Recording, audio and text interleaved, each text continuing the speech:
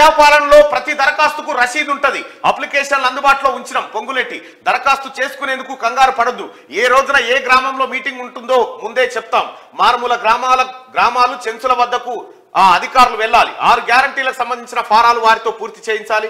గత ప్రభుత్వం ఖజానా నుంచి దొంగిలించిన సొమ్మును ఎలా రాబట్టాలో తమకు తెలుసు అని చెప్పి కామెంట్ చేస్తా ఉన్నారు మంత్రులు. రాష్ట్రంలో ఈ నెల 28 నుంచి జరగనున్న ప్రజాపాలన గ్రామ సభల్లో అన్ని స్కీమ్లకు సంబంధించిన అప్లికేషన్లు అందుబాటులో ఉంచామని మంత్రి పొంగులేటి శ్రీనివాసరెడ్డి చెప్పారు. అర్హత ఉన్న వాళ్ళంతా అప్లికేషన్ నింపి అందజేస్తే అక్కడే రసీదు కూడా ఇస్తామని తెలిపారు. మంత్రులు కోమటిరెడ్డి వెంకటరెడ్డి, తుమ్మల నాగేశ్వరరావుతో కలిసి మంగళవారం ఖమ్మంలో మీడియాతో పొంగులేటి మాట్లాడారు.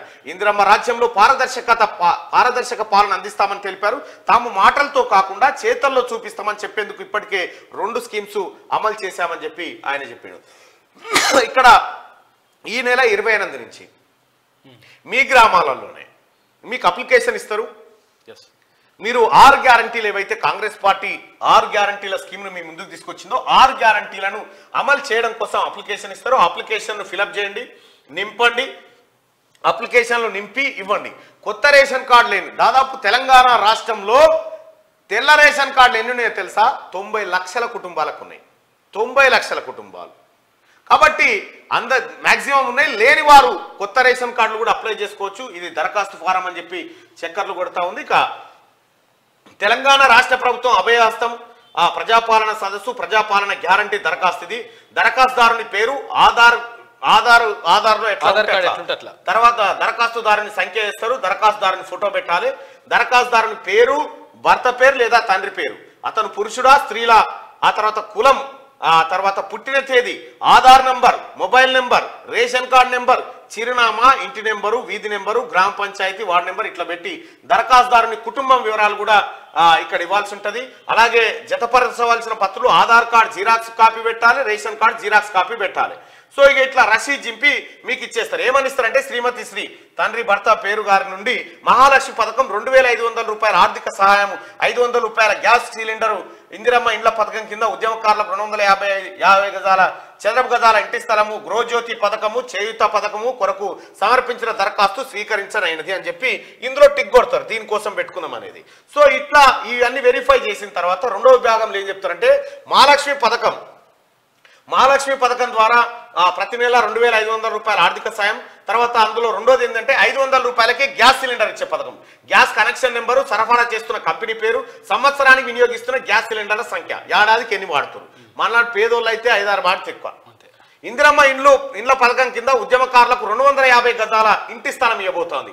తెలంగాణ ఉద్యమంలో పాల్గొంటే అవును అని అయినచో సంబంధిత కేసు సంఖ్య మరియు తేదీని, ఒకవేళ జైలుకు వెళ్ళించో వాటి వివరాలు, జైలు పేరు, స్థలము, శిక్ష సంబంధిత వివరాలు, శిక్షా కాలం అని చెప్పి ఈ ఇందిరమ్మ ఇల్లు. ఆ తర్వాత ఉద్యమకారులకు, తెలంగాణ ఉద్యమం చేసినటువంటి ఉద్యమకారులకు 250 గజాల స్థలాన్ని కాంగ్రెస్ పార్టీ ఇస్తామని అనౌన్స్ చేసింది. ఆ ప్రకారంగా దరఖాస్తులు తీసుకుంటా ఉంది. ఇక గృహజ్యోతి పథకం, గృహ వినియోగ విద్యుత్ మీటర్ కనెక్షన్ సంఖ్య, మీకు మీ కరెంటు మీటర్ నెంబర్ ఉంటుందిగా, ఆ నెంబర్ ఇస్తే ప్రతి నెల 200 యూనిట్ల కరెంటును ఉచితంగా మీకు ఇవ్వబోతా ఉంది. ఇంకా చేయూత పథకం కింద నెలకు 4000 మరియు దివ్యాంగుల పెన్షన్ 6000 పొందేందుకు ఈ కింది వివరాలు తెలియజేయండి. వికలాంగులైతే ఇక్కడ టిక్ చేయండి. సదరం సర్టిఫికేట్ నంబర్ ఉంటే ఇక్కడ పెట్టండి. ఇతరులు వృద్ధాప్య పెన్షన్ కావాలంటే ఇక్కడ టిక్ చేయండి. గీత కార్మికులైతే ఇక్కడ, డయాలసిస్ బాధితులైతే ఇక్కడ, బీడీ కార్మికుల జీవన భృతి అయితే ఇక్కడ, ఒంటరి మహిళల జీవన భృతి అయితే ఇక్కడ, వితంతు పెన్షన్ అయితే ఇక్కడ, చేనేత కార్మికులకు ఇక్కడ, ఎయిడ్స్ వ్యాధిగ్రస్తులకు ఇక్కడ, ఫైలేరియా బాధితులకు ఇక్కడ, బీడీ టేకేదార్ జీవన భృతి అంటూ చూసిరా ఎన్ని రకాల పెన్షన్లు ఇవ్వడానికి కాంగ్రెస్ పార్టీ సిద్ధమైందో, కాంగ్రెస్ ప్రభుత్వం సిద్ధమైందో చూడండి. 1 2 3 4 5 6 7 8 9 10 10 రకాల పెన్షన్స్ పేద ప్రజలకు ఇచ్చేందుకు సిద్ధమైంది. వికలాంగులకైతే 6000 రూపాయల పెన్షన్, వృద్ధులకు, మహిళలకు, చేనేత కార్మికులకు, డయాలసిస్ బాధితులకు, బీడీ కార్మికులకు, ఒంటరి మహిళలకు, ఆ తర్వాత గీత కార్మికులకు, ఫైలేరియా వీళ్ళందరికీ 4,000 రూపాయల పెన్షన్ ఇవ్వబోతా ఉంది. ఏమో అయిపోయింది, ఆగమైంది అంటారు కదా, మరి పని ప్రారంభించింది కదా. తర్వాత ఇక్కడ కొత్త రేషన్ కార్డు గురించి కొంతమందికి డౌట్ ఉన్నది.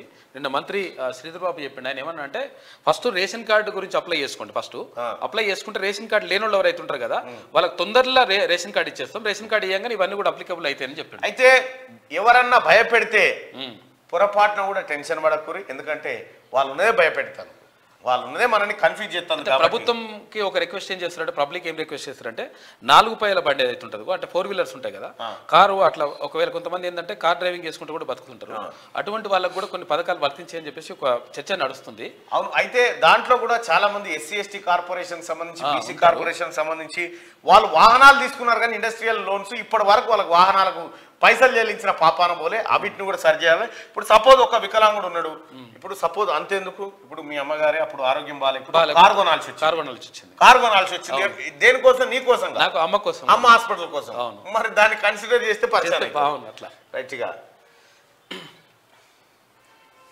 ఇది ప్రజాపాలనకు సంబంధించినటువంటి వివరాలను మంత్రులు పొంగులేటి శ్రీనివాసరెడ్డి గారు, కోమటిరెడ్డి వెంకటరెడ్డి గారు, తుమ్మల నాగేశ్వరరావు గారు వివరిస్తున్నటువంటి మాట. ఇక